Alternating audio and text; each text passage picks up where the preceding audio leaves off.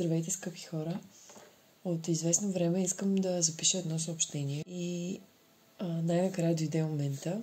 Всъщност, нека това съобщение да резонира с всеки, който попадне на него и усети, че има какво да чуе за себе си. По принцип така е. Това е принципа, на който работят всякакви инструменти за допитване до дълбините на нашето подсъзнание, на колективното съзнание, на космоса и тези съобщения, които всеки един човек по някакъв начин, нали, хората ги наричат ченелъри или оракули или шамани. Всъщност всеки един човек, който борави с определени инструменти за себепознание и за по-дълбоко осъзнаване, е човек, който се е научил да се доверява на процесите, на енергията, да я усеща и да бъде като нейн проводник. С тази скоба, която отворих, искам да ви кажа няколко неща. Понеже моята страница е насочена към символите, които рисувам върху дървени плочки. Много е интересно първата карта, която излезе. Намерението, което си поставих, беше да изтегля карти, които да отговарят на моята дейност, на това, с което аз се занимавам и на всички хора, които по някакъв начин са се докоснали до тази страница, до The Goddess Magic страницата. И изумително интересно е всеки път, когато работя с карти, как картите просто излизат. И тези карти са свързани. И значенията, които те носят, невероятно много отговарят на нашите намерения, на това, което сме си помислили, на това, което ни се е случило или каквото и да било. На някаква тема, която ние имаме в живота ни. Карта са тройка пентакли, която може да видите, е първото послание, което излезе.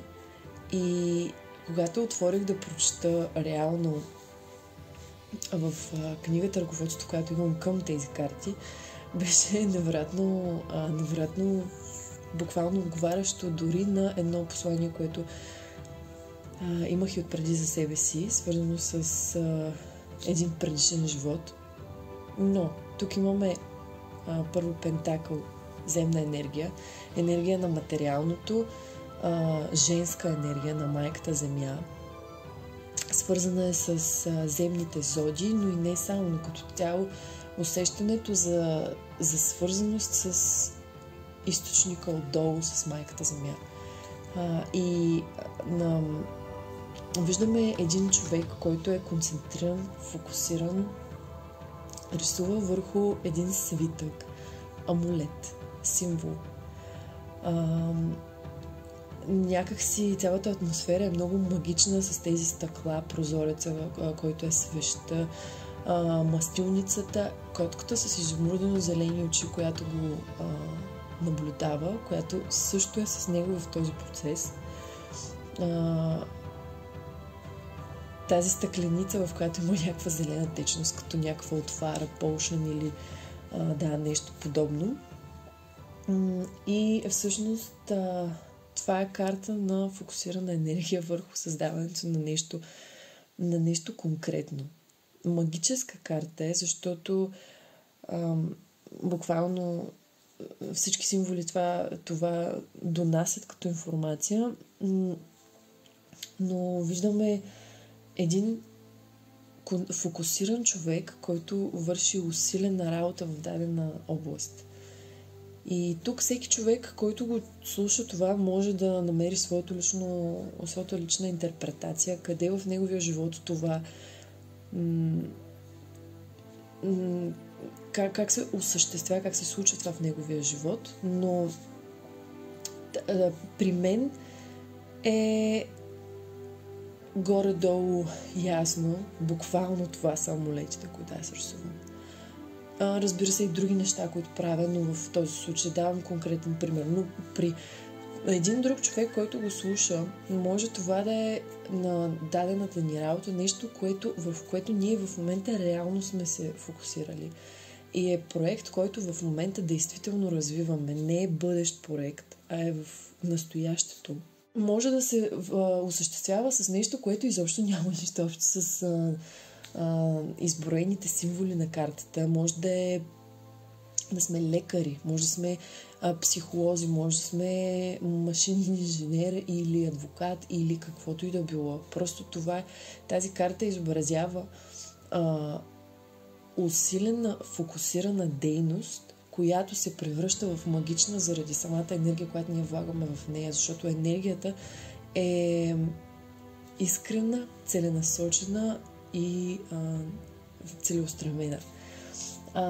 И всъщност тази карта, това е малка аркана, съответно не говори за някаква огромна промяна в живота ни, но самата карта говори, че ние сме по този път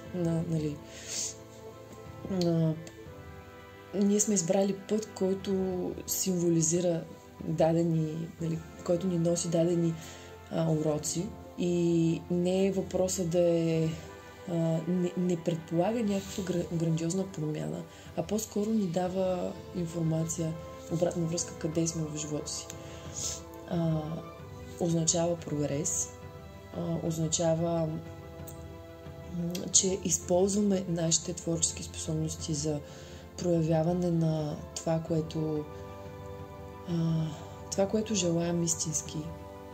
Всеки човек знае какво е то, но тази карта определено означава действие. Започнали сме вече да вървим в дадена посока и казва, че това, което сме започнали да правим, тази работа винаги носи блага със себе си. Тоест, никога не е напразен фокуса, който даден човек влага в каквото и да било. Съответно, тя гарантира успех, когато човек вложи емоциите и времето и труда си в дадено нещо. Няма как да няма прогрес. Също така казва ни, че по някакъв начин показва, че човек развива нови умения, професионални.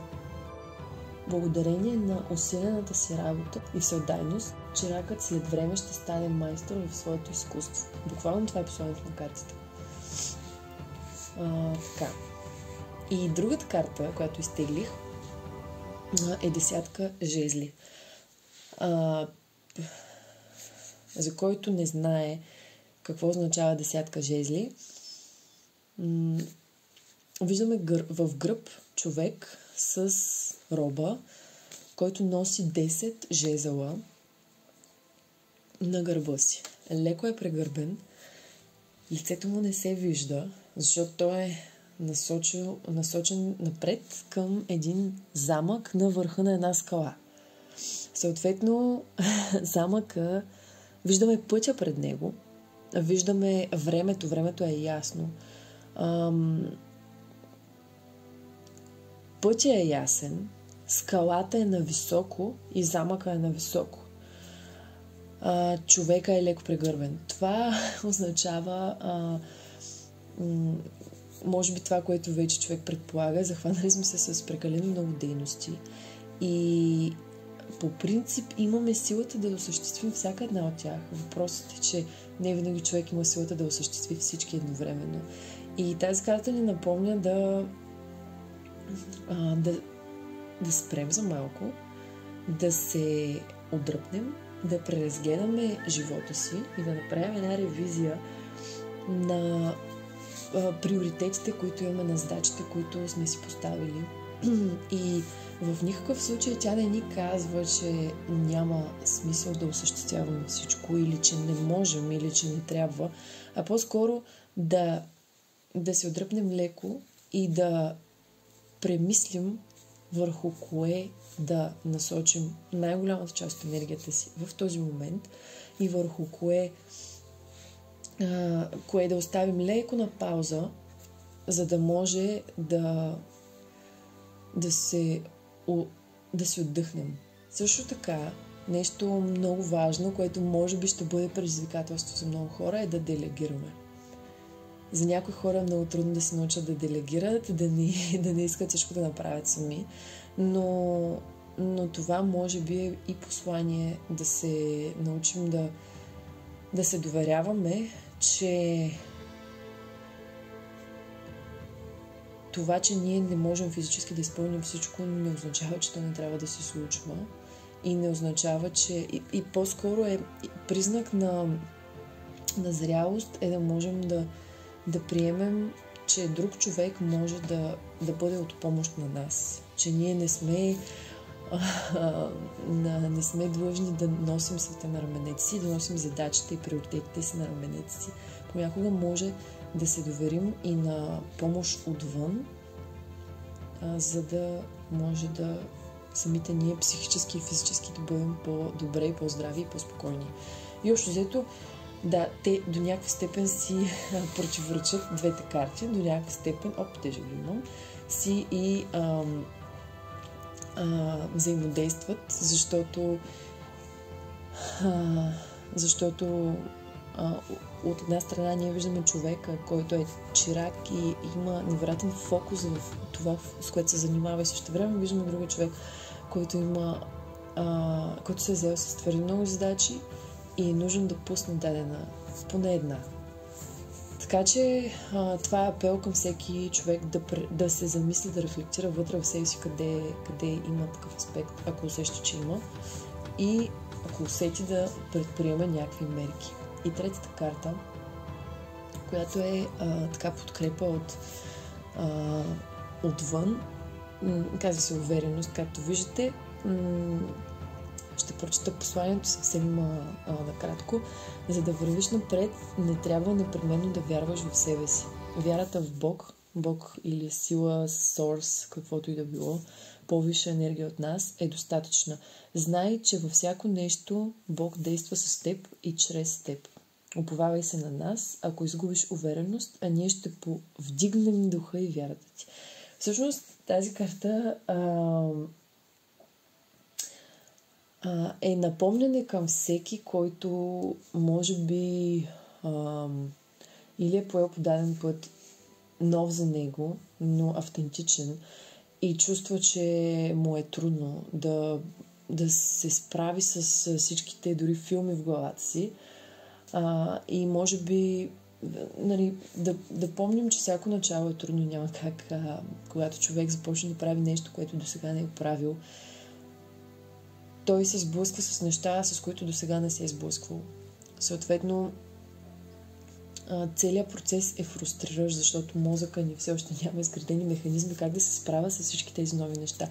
И тази карта ни напомня да знаем, че не е нужно винаги да си вярваме.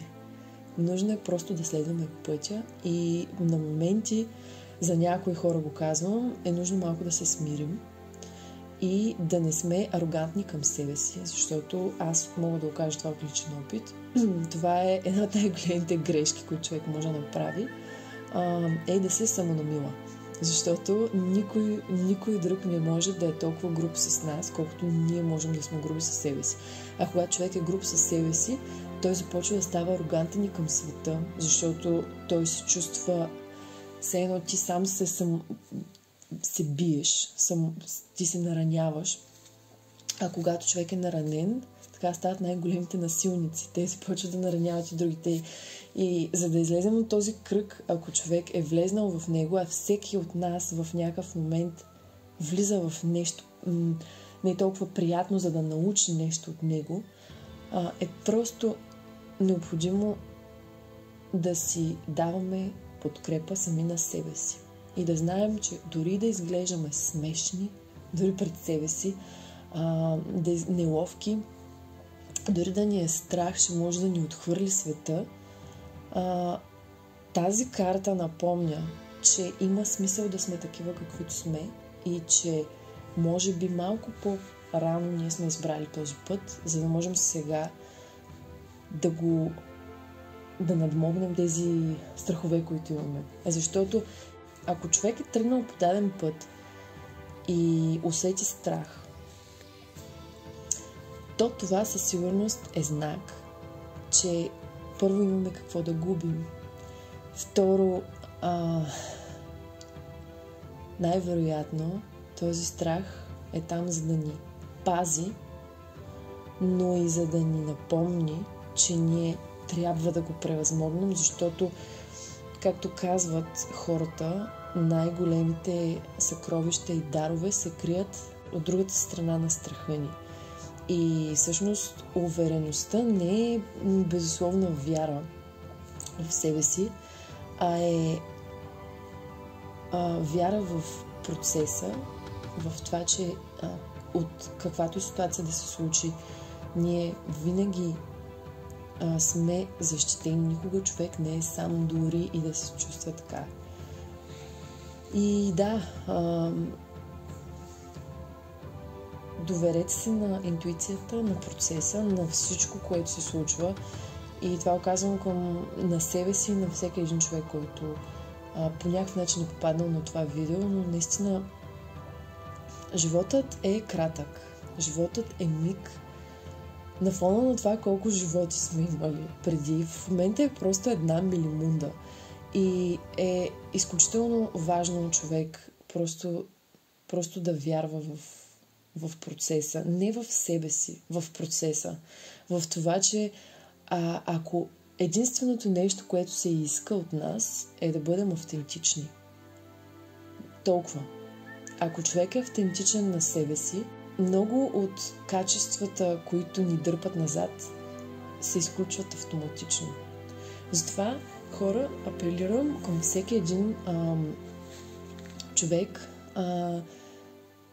Не си вярвайте, вярвайте в процеса, вярвайте в това, което правите, вярвайте, че това, с което се занимавате, света има нужда да го види, защото всеки човек е индивидуален, всеки човек носи конкретни дарби, конкретни умения, конкретни способности, които никой друг няма. И няма значение дали вече има хиляди други хора, които се занимават с това нещо, с което вие може би искате да започнете да се занимавате. Никой не може да го направи както вие. Така че нека всички да сме по-смирени. Това оказвам на себе си, като един човек с много активен и дразнещ ум. Нека всички да бъдем по-смирени и по-отворени към света и очакващи доброто да ни се случи, защото така действително ще са ни отворени повече очите за него. Все пак, ако човек очаква нещо, то непременно в един или друг момент се осъществява. Така че, да, пожелавам ви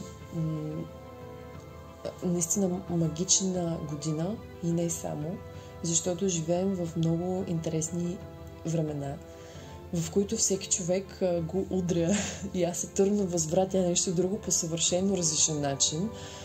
И нека всички уроци, които имаме да научим, да ги учим от призмата на любов към себе си и да вярваме, че за най-доброто предстои. Независимо какви хора излизат и нали, какви в момента вайрал тежки предсказания идват, нека човек да е отговорен за собствения си свят и да вярва в доброто, защото ако ние вярваме в нещо добро, то ще се случи. Ние го правим да се случи. Независимо как изглежда света отвън, света вътре води света отвън, така че да, желая ви любов към вас самите и вяра в процеса и в пътя. До нови срещи!